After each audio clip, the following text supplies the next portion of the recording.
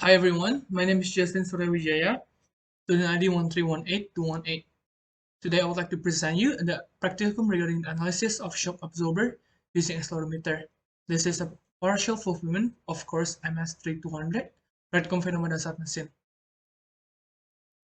In today's session, we'll be discussing the aims, objectives, practicum instruments, basic theory involved, steps of the practicum, consideration as assumptions, as well as the data and results. But let's first talk about why shock absorber. Shock absorber is a revolutionary equipment that is often used in cars and in automotive industry. It has proven to improve the safety of the driver and occupants. The design of the shock absorber really determines how the manufacturer want to control the comfort and handling of the whole system. The aims for this practicum is to obtain the dynamic response on the displacement of the mass subjected to initial deflection on the shock absorber. Then we would like to compare the real test dynamic response with the theoretical result using MATLAB Simulink. The objective for this practicum is to determine the spring constant, determine the damping constant, as well as utilize accelerometer to obtain the response of the shock absorber. The instruments involved are EDXL35 accelerometer sensor, Arduino Uno, a wooden block, roller, acrylic container, weights, which is rock or bell or some sort of heavy material, shock absorber. This is an RC shock absorber, a mass balance to calculate the mass, a ruler, and a stopwatch. In this practicum, we'll be utilizing a mass spring damper model with the equation of motion as mx double dot plus cx dot plus kx plus ft. To calculate the spring constant, it's pretty straightforward. We know the formula that is k, which is spring constant, is equal to the weight divided by deflection. Thus, in this practicum, we'll be utilizing multiple masses with varying masses and use Excel graph to calculate the overall spring constant. To calculate the damping constant, we can simply have the formula damping constant is equal to the weight divided by the velocity. The velocity can be found by knowing the distance traveled divided by time taken during the travel. In this practical, we need to secure the mass with the damper, and we will utilize stopwatch to calculate the time taken for the drop. Note that as we use a remote control car damping system, we'll be only using small mass, as a heavier mass could produce a false reading. So for a damp vibration, knowing the damping ratio is very important. It will tell us whether the vibration will be critically damped, overdamped, or underdamped. It can be found by using the formula zeta, which is the damping ratio, is equal to damping constant divided by Cc, which is equals to 2 square root of Km. Okay, let's talk about the steps in this practicum.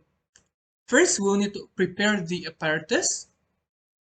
Then, after that, we need to measure the weights of the block, of the weight that will be used, and the shock absorber. Then, we'll be proceed by determining the damping constant, followed by the spring constant. Then we will need to prepare the Arduino and the accelerometer and connect it to the computer. Upload the code for the accelerometer to the Arduino, and we need to perform calibration of the ADXL35 accelerometer sensor. Then we need to place the mass on top of the wooden block and provide desired deflection. To start the response, we need to release the mass and record the response itself. Then we need to process data further. This is because of the noise present in the system. Then we'll need to perform integration to obtain the velocity and displacement. Then we can repeat steps 7 to 9 on different loading conditions. Now we'll proceed with the video. Hi everyone, my name is Surya Wijaya, student ID 1318218. So in this chance, I would like to demonstrate a practicum regarding the analysis of a shock absorber. So for this practicum, we will be using an RC shock absorber, remote control car shock absorber. It will consist of a spring and a damper. And then apart from that, we will have the mass block, which the shock absorber will be connected to. And then we will also have the mass variance. All these masses will be recorded later on. And then we have a container, which the mass block will slide into. And then to note that the mass block will have a roller. This will help to reduce the friction between the mass block and the box. And to record the dynamics, we will be utilizing an ADXL335 sensor. This will be read by an Arduino, which will be connected to computer. So for the first step, what you need to do is to record all the mass data. So we'll first record the mass for the mass variance. We'll be using rock, different size of rock, and we'll also have different materials such as bell, and we'll have a glass block. So you'll need to record each masses and take note of the mass, because it will be useful later on. And then apart from that, we'll need to record the mass of the block itself, like total mass with the sensor and everything. And then you will need to record the mass for the shock absorber. So we can record the mass of the spring and record the total mass of the whole system. So for the second step, we can measure the damping constant of the damper. So as using the formula given just now, as the damper itself is relatively small, so we need to use a relatively low mass. So this is a 50-gram block, which will be used to determine the damping constant. So you need to take note of the length between the upper and the bottom dead point, and then you from this length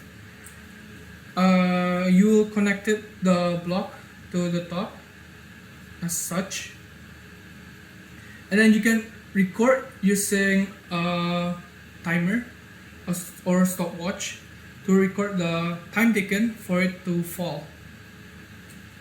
You may repeat it several times, possibly 5 or more, and then you can record the average data. The third step, you need to find the spring constant. To do this, you need to set the apparatus as such. So you have the mass block connected to the shock breaker system. It's okay to have the damper intact because it will not change the overall result. The mass block will be inside the container to secure it securely, and then it will be locked by a pin underneath. Make sure that the whole system is flat, and then you will need to have a ruler. The ruler will be used to measure the distance of the top level. You may place it anywhere, just keep in mind to have it in the same place. And then to measure the spring constant itself, you need to have different varying masses. For example, you may have a bell and a mass 1 or mass 4. Just combine it in such a way that you have varying masses. You need to place the mass on top of the block and wait until it is steady. Once it is steady, you need to record the deflection and repeat for all the masses, and then all those data will be recorded in Excel. I recommend to have at least 5 variations. Okay, for the dynamic analysis itself, we'll be utilizing the ADXL335 accelerometer sensor, as well as an Arduino to control it. EDXL35 sensor is a 3-axis accelerometer, but in our case we'll be only utilizing the z-axis, which is the axis parallel the gravity. So you need to code the EDXL35 sensor first to the Arduino. You may use the Arduino IDE or MATLAB. It's depending on which is more convenient for you. And then what will happen is that you'll connect the power. For power, you connect to 3.3 volts as well as ground. And then for the analog input, you may choose any port as you may, depending on the code. And then I utilize the board, the electrical board, because it's more convenient that way. So connect it to accordingly. So the power supply, which is the blue and red one, will be connected to the power supply of the Arduino, as well as the one for the analog input will be, which is the white one, will be connected with the analog input pin here. Afterwards, you need to calibrate the EDXL35 sensor. So in Arduino IDE, they have a built-in code for you to calibrate. So you just need to connect the EDXL35 sensor to the Arduino and upload the code.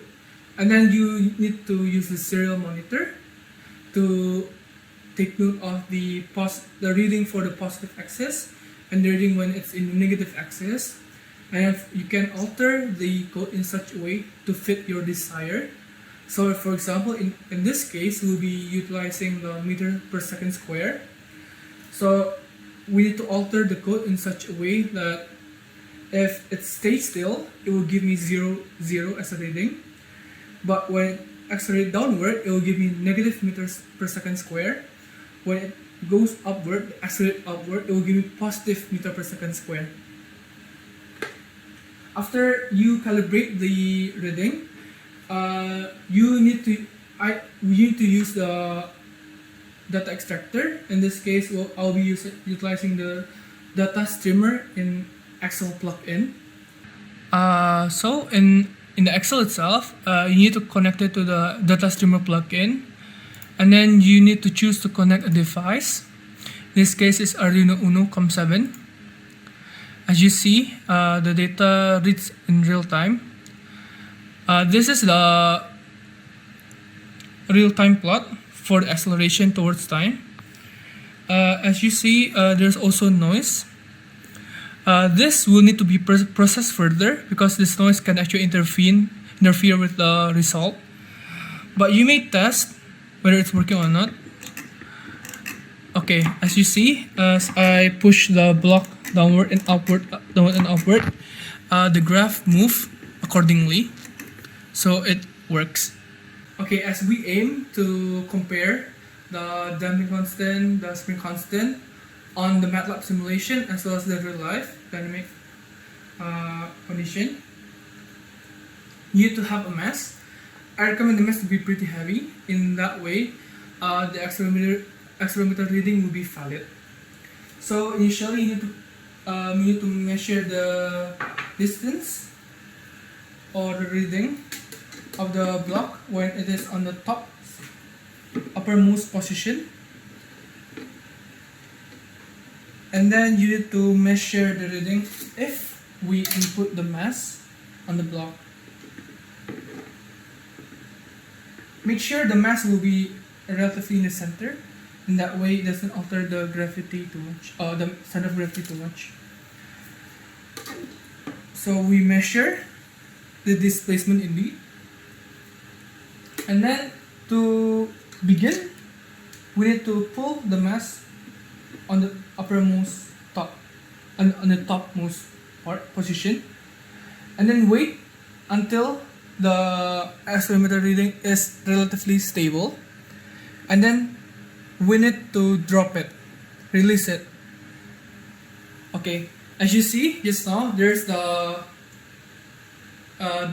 acceleration graph point. We need to actually stop the data, or you can actually utilize the record data option. It really depends on your convenience. And then you may repeat it with different mass to make sure the validity. There are some considerations and assumptions related to this experiment. First of all, we need to know that damper and the spring system is considered frictionless. All the methods and apparatus used are considered as homogeneous, which means it's ideal condition. The noise from the accelerometer will be filtered and have null effect. The spring and damper are considered perfect ideal instrument, and the acceleration due to gravity is 9.81 meter per second square. And now proceed to data and results. First of all, from all the masses that we use, we can measure the mass and record in a table. Here it shows the mass, additional mass used, which is rock 1, rock 2, rock 3, 4, 5, and we also utilize a bell and a glass block. For the apparatus, we will have the mass block, which is the one that will be on top of the shock breaker. And then we also have the mass of the damper and mass of the spring. From the experiment that we have done, we can utilize the mass, varying masses, to find the spring constant. As you can see here, table in the left, there are the data for the mass and the deflection. And then from this table, we can convert it into a graph and use Excel to calculate the overall spring constant. Same for the damping constant. We can plot, we can measure the data for time taken for different masses, and then we can use the formula to calculate the damping constant. For damping ratio, we all know that based on the data before, we know that the K is 287.47 Newton per meter, and the damping constant is 34.455 Newton second per meter. By utilizing the formula to calculate the zeta, and we can find that for zeta of less than 1, which is the underdamped, we need a mass of more than 1.032 kilogram.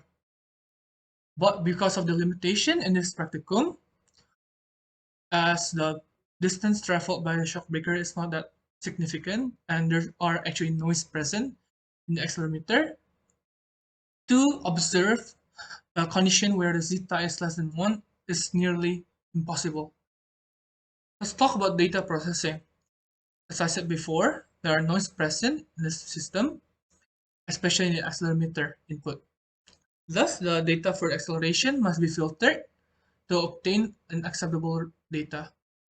It is done by removing the amplitude and replacing it with 0 before the experiment and after the experiment result. As we can see, on the bottom left, there's a figure that shows uncorrected data, and it will be transformed into filtered data. And then we need to perform integration as we are provided with the acceleration. Thus, we can utilize trapezoidal integration to determine the velocity and displacement. A trapezoidal integration is used as it is one of the most accurate one, and it's actually pretty simple. So we can use the trapezoidal integration using this following formula to obtain the velocity and the displacement. Now, from the experiment that we have done, we will provide two comparisons that will be comparing with MATLAB. The first comparison is the positive displacement, where we have a mass of 1 kilogram subjected to a displacement of 2.6 centimeter. From the figure on the right, we can see the acceleration and the velocity. This will be further processed to calculate the displacement. As you may see, the displacement is around 2.63, which is pretty accurate, knowing that the displacement given is 2.6 centimeter. The time taken for it to settle is around 1 second. Now let's talk about Simulink model. The model for Simulink will be as such. We'll be only reading the reading from the displacement, as this is the favored data. From the Simulink of comparison 1, we can obtain the following displacement result. As we can see that the characteristic is pretty much the same or similar, but we can see that the time taken for it to settle actually is shorter compared to the real test. Let's proceed to comparison 2. This is where the mass is subjected to negative displacement. The mass used is around 557 grams with displacement of negative 2.6 centimeter. As we can see from the right, this is the figure for the acceleration and for velocity. It will then be transformed into displacement. As you can see that in displacement, it actually traveled around 4.8 centimeter, whereas the true displacement that we provide is negative 2.6 centimeter. Thus, there are several percentage of error. The time taken for it to settle is around 0.3 seconds. Then from Simulink, we can obtain a relatively similar result, but we can observe that the time taken is significantly longer, of around 0.5 seconds. So what can we observe from the experiment? The experiment shows a similarity on the displacement of the system in general compared to MATLAB or theoretical result. The distance traveled recorded by the accelerometer has an error of roughly 3 to 7%, but we can see a significant change or difference in the time taken for it to settle.